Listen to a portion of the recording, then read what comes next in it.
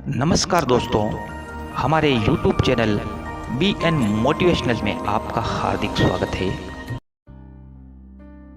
सूर्यपुत्र कर्ण के अंतिम संस्कार के बारे में बताएंगे कि कर्ण का अंतिम संस्कार किसने किया था और कहां पर किया था।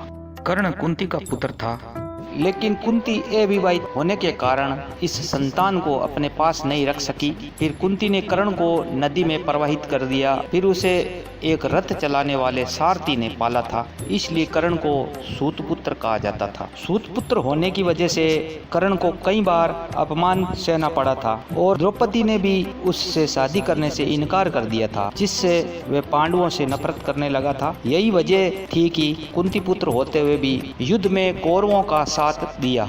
कर्ण की मृत्यु के बाद जब कर्ण के शव पर कुंती रोने लगी तो पांचों पांडवों ने माता से प्रश्न किया कि आप हमारे शत्रु के शव पर क्यों रो रही हैं? ये एक सूतपुत्र था, इस पे आप अपने आंसू क्यों बहा रही हैं? तब कुंती ने कहा, नहीं, ये सूतपुत्र नहीं है, ये कुंती पुत्र है और ये तुम्हारा बड़ा भाई है। तब ये बात सुनकर पांचों भाई बड़े दुखी हुए। तब युधिष्ठिर ने माता कुंती से कहा कि हे माँ, इतनी बड़ी बात आपने हमसे छुपाई और आज आपने इस कारण हमें अपने बड़े भाई का हत्यारा बना दिया। लेकिन क्या आपको पता है कि कर्ण की मृत्यु के बाद कर्ण का अंतिम संस्कार किसने किया और कहां पर किया? कर्ण को भगवान श्री कृष्ण से वरदान मिला था कि मृत्यु के बाद मेरा अंतिम संस्कार उस जगह किया जाए जहां पर कभी कोई पाप ना हुआ हो। लेकिन पूरी पृथ्वी पर ऐसी कोई जगह नहीं मिली जहां कोई पाप ना हुआ हो। फिर भगवान कृष्ण ने अपने हाथों में कर्ण का अंतिम संस्कार किया, क्योंकि भगवान कृष्ण के हाथ ऐसे थे जिनसे कभी कोई पाप नहीं किया था। इस प्रकार कर्ण का अंतिम संस्कार किया गया।